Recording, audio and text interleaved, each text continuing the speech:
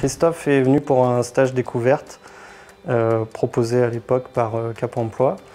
Et il a pu découvrir les différents métiers de l'enfance.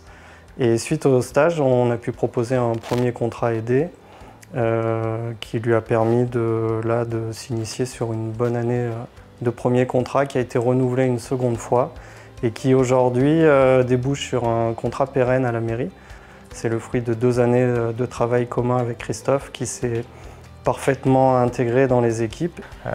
Il y a plusieurs choses qui ont été mises en place sur les réunions de travail, donc la présence d'interprètes réguliers, mais aussi une sensibilisation sur la surdité pour comprendre le handicap de Christophe et comment ça se passait.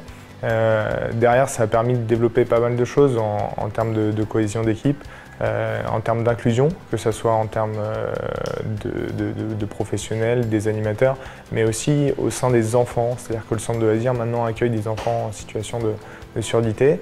Et ça, on a pu le mettre en place grâce à Christophe, qui avait des contacts. Et ce lien est fait. Et du coup, on permet d'inclure aussi des enfants sur le centre de loisirs pendant certaines vacances.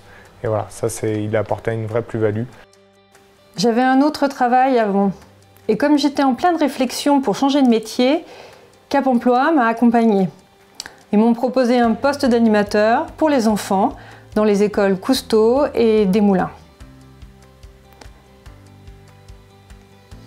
Les premières fois, avec le masque à cause du Covid, vers 2020-2021, je me demandais comment j'allais faire pour comprendre.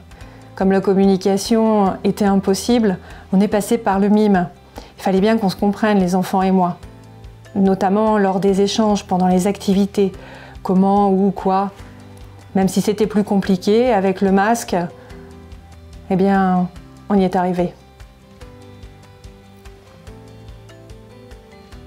Il y a eu aussi une sensibilisation à la langue des signes, faite dans les classes. Avec tout ça, on était beaucoup plus à l'aise. Au centre de loisirs de Vouneuil-sous-Biard, les enfants apprécient de pouvoir échanger avec les animateurs, pour le choix des activités notamment.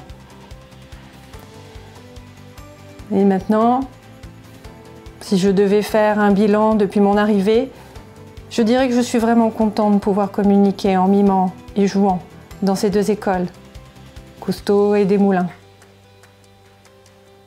C'est un vrai plaisir, vraiment.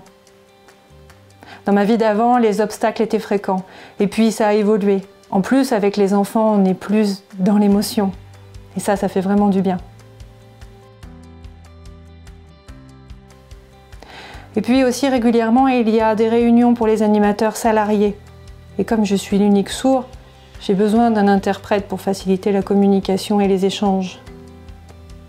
L'interprète vient à toutes les réunions. Ainsi, je suis sur un même pied d'égalité avec mes collègues.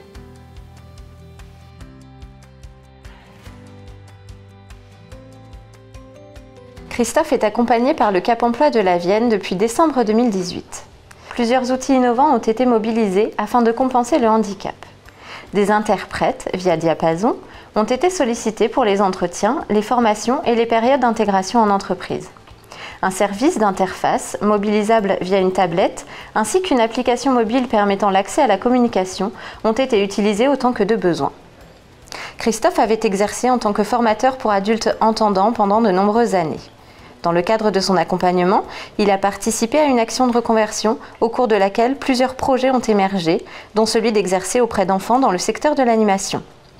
Nous avons alors sollicité la collectivité pour une immersion. Suite à ce stage très positif, un contrat aidé, le contrat Parcours Emploi Compétences, lui a été proposé. Il a ainsi pu passer le BAFA en complément d'autres formations proposées en interne. Il sera titularisé sur son poste d'animateur périscolaire début 2023. Nous avons d'autres agents de la commune avec qui nous travaillons de concert avec Cap Emploi. Pour expliquer la démarche, on fait des rendez-vous réguliers avec Cap Emploi pour suivre l'agent dans ses missions du quotidien. Certains sont en situation d'apprentissage aussi par ailleurs, donc il y a un partenariat aussi avec l'établissement scolaire, ce qui nous amène à nous rencontrer une fois par trimestre environ, d'évaluer les difficultés, les points positifs, mettre en valeur ces points positifs pour encourager la pérennité de l'emploi et puis travailler sur les difficultés Donc c'est un partenariat vertueux pour la collectivité, pour les agents aussi. Et voilà, nous sommes au niveau collectivité, nous très satisfaits de ce partenariat.